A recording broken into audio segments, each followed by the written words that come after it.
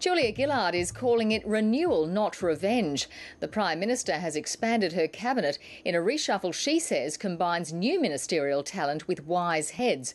Some of her strongest backers feature among the winners, leading Tony Abbott to dismiss the whole exercise as a reward for what he calls Labor's faceless men. Here's Chief Political Correspondent Mark Simpkin.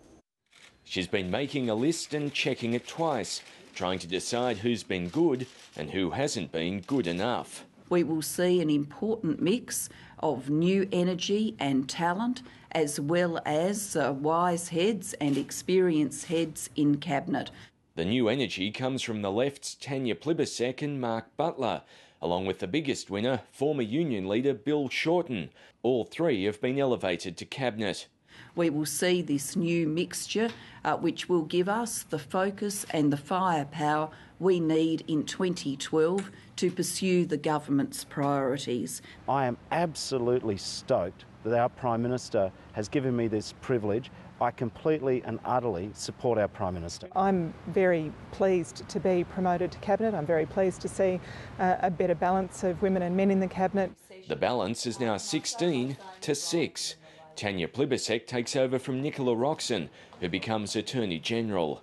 I am proud to be the first woman Attorney General. Other winners include Mark Arbib, who gets an odd assortment of responsibilities, and Greg Combet. He adds industry to an already heavy workload. The biggest losers include former IR Minister Chris Evans and former Attorney General Robert McClolland, although both are staying in Cabinet, unlike Kim Carr, who's been dropped to the Outer Ministry. I've chosen the people I wanted. I've chosen the strongest possible team. Two of the so-called faceless men will become more recognisable. Bill Shorten and Mark Arbib helped knife Kevin Rudd. The Prime Minister had to buy the loyalty of the faceless men, but she couldn't afford to sack anyone.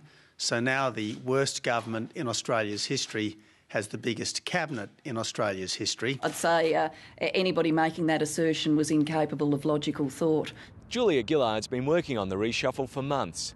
While her primary aim was to promote good communicators and admission the government's done a poor job selling itself, it's no coincidence key factional supporters were rewarded while the minister considered close to Kevin Rudd was demoted. At least in part, this is a changing of the Praetorian Guard. Mark Simpkin, ABC News, Canberra.